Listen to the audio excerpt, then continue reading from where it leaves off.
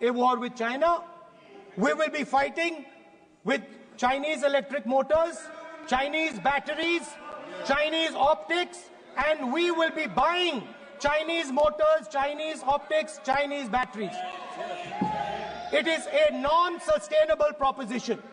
That is why, for our security, for the future of our children, for the future of our country, we have to build a production system, and we cannot allow this revolution to go by. Yes. Now, the next step, we have a strategic partner called the United States. The partnership should focus on how India and the United States can work together to take advantage of this revolution. That is what the conversation should be on. Please understand that India is as important as the United States for the simple reason that they cannot build an industrial system without us.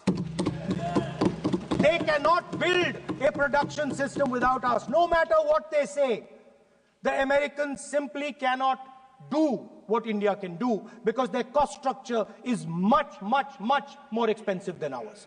We can build things that the Americans would never imagine. India can do that. So that would be the first part of a president's address. We would talk to the youngsters in India and say to them, we want you to be partners in this revolution. We want to change the Indian banking system so you can have access to it. And we believe in you, we trust in you, and we believe you can take on the Chinese. That's the first part. The second part would be about participation. We have done a caste census in Telangana. And what we have found is shocking. Almost 90% of Telangana is either Dalit, Adivasi, backward, or minority. Almost 90%. And I am convinced that that is the story across the country. I am absolutely convinced that the OBC population of this country is not one less than 50%, possibly 55%. 16% are Dalits, 9% are Adivasis, 15% are minorities. Last budget, there was a photograph. You remember the photograph? Of course. वो मक्खन बांटने वाली, हलवा बांटने वाली photo. मैं हैरान हो गया कि इस बार फोटो ही हटा दी.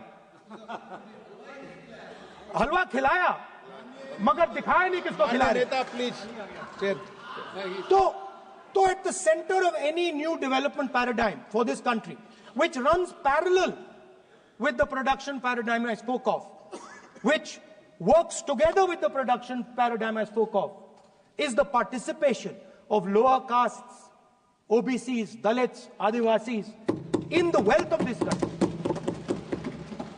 If we look at the largest corporates in this country, they're all owned. None of them are owned by OBCs. None of them are owned by Dalits. None of them are owned by tribals. If we look at the biggest media companies that support the Prime Minister, every day we see the Prime Minister's pleasant face, smiling face on these media. None of them are owned by OBCs. None of them are owned by Dalits. None of them are owned by Adivasis. This is the fact. So central to any new development paradigm is the architecture of a new paradigm. And that architecture of the new paradigm can only be built once the caste census is placed on this day. Because once the caste census is placed on the table, we will know exactly how much of this country's wealth, how much of this country's power, how many of this country's institutions are owned by 90% of this country. There are OBC MPs in the BJP. There are OBC MPs in the BJP. There are Dalit MPs in the BJP. There are Adivasi MPs in the BJP. Remember, you are OBCs, you have 50% of the population, and you have absolutely no power. I know that you're sitting there and you cannot even open your mouth. That is the truth of the country.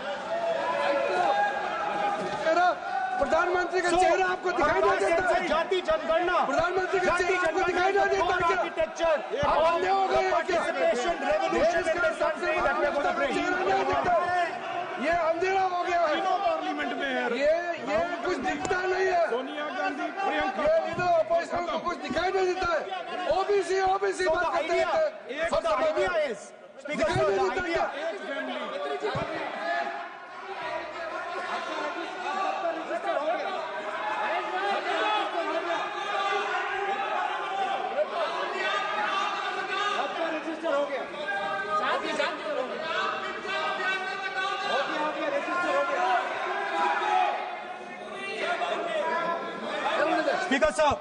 Speaker sir, so the idea is, on one side, allow India and the Indian youngsters to participate in the coming mobility revolution. Allow them to participate in building robots, in building drones, in building electronic items, in building EVs. And on the other side, running parallel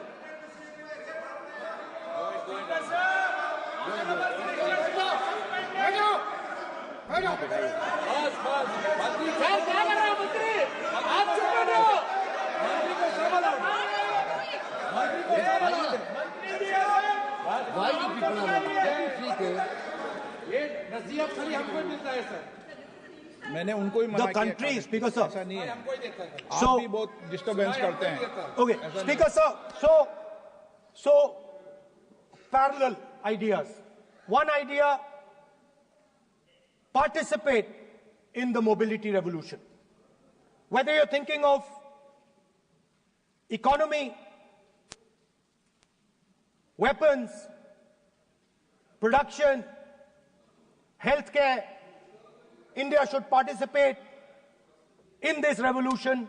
India should become the master of the electric motor, master of the battery, master of optics, and master of AI applied on top of that production system. Now imagine the power of AI when we apply it to the caste census. You imagine what we will do with AI and what we will do with the social revolution in this country when we start to apply AI on the data that we get from the caste census. So we are going to run a parallel track.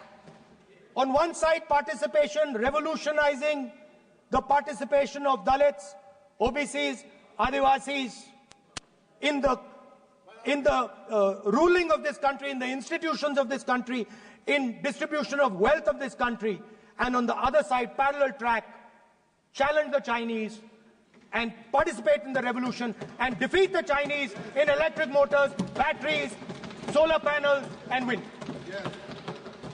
So that is the first two parts of any presidential election address that any India Gathbandhan leader would give you. The final, of course, we go back to the Constitution. This, our favorite,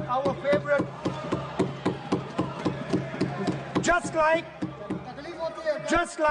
the production system is a weapon, just like Jati Jangarna is a weapon of transformation, this is what the entire architecture is built on. I remember before the elections, all of you were saying 400 par, and you were saying you would change this. And then I was glad to see that the Prime Minister walked in and then was forced to bow his head in front of the Constitution. It was a moment of pride for all Congress people that we had explained to the Prime Minister and to the whole country that no force will dare touch this. I know that the RSS has never accepted this. Mohan Bhagwatji has said that India didn't get independence in 1947. He has said that this constitution is meaningless. I know that that is at your heart. We will never let your dream come true.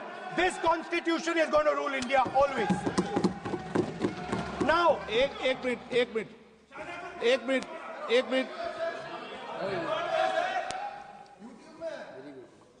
आप प्रतिपक्ष के नेता हैं, मेरा आपसे आग्रह है कि जो विषय आप रखें वह तथ्यों के आधार पर रखें तो उचित होगा। मैंने आपको पहले भी कहा, और जो सदन के सदस्य नहीं है उनकी चर्चा न करें। बताता हूं सर, मोहन भागवत आप ने नियम प्रक्रियाओं की पालन करें, आपसे अपेक्षा। सर मोहन भागवत जी ने स्टेटमेंट दिया। मोहन भागवत का sir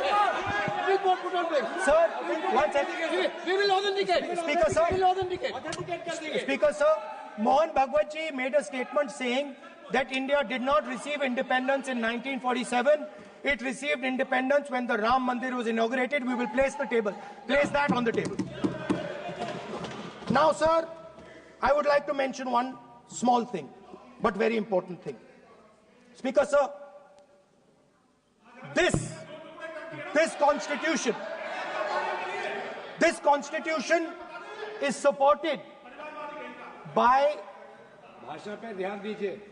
this constitution is supported by the vote of our people.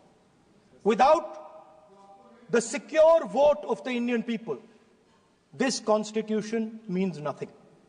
Now I want to bring to the notice of this House some data, some information about the Maharashtra election. Very simple stuff. Speaker sir, between the Lok Sabha election, which the India Alliance won, and the Vidhan Sabha election, the voting population of Himachal Pradesh was added to the voting roll of Maharashtra. Meaning the entire population of Himachal Pradesh was added to the voter rolls of Maharashtra. Please understand what I am saying. In Lok Sabha, the difference between Lok Sabha and Vidhan Sabha was the population of Himachal. The entire population. Almost 70 lakh new voters suddenly arrived between Lok Sabha and Vidhan Sabha. Now, the most interesting part, and the Prime Minister is not looking at me. The most interesting part,